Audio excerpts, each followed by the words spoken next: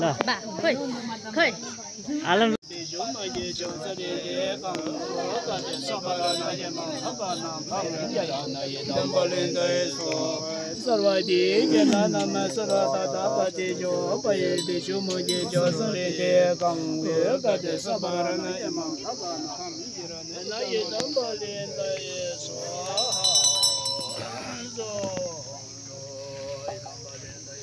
Tumbane hong jirana baya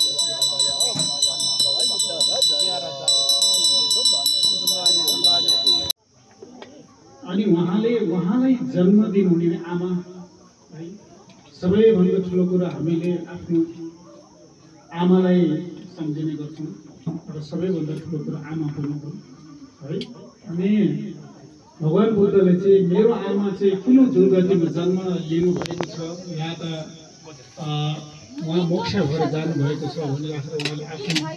आमाको विषयमा उहाँले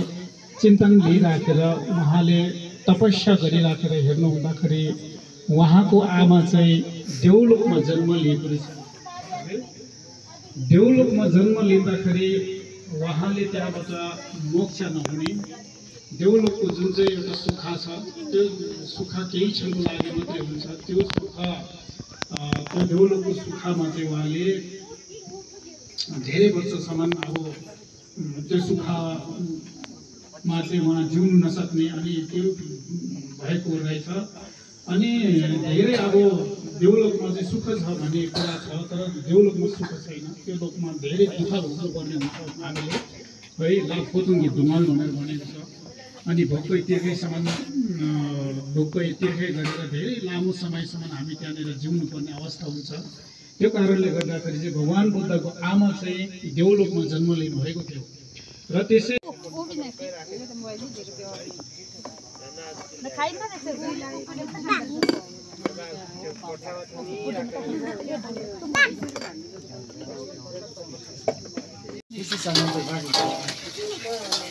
कुकुर आइपिन्डक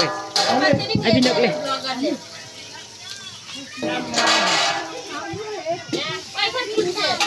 ल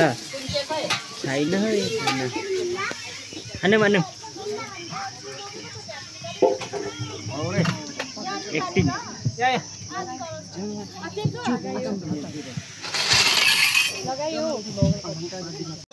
छ तेरो त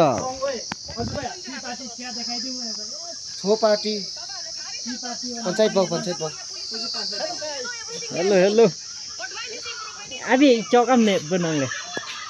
क्यों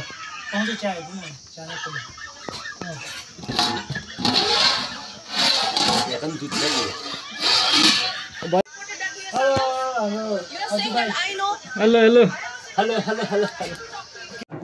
धेरै धेरै बधाई है टक्सी कुइसो न अला अरे असन लेप का पिउ अरे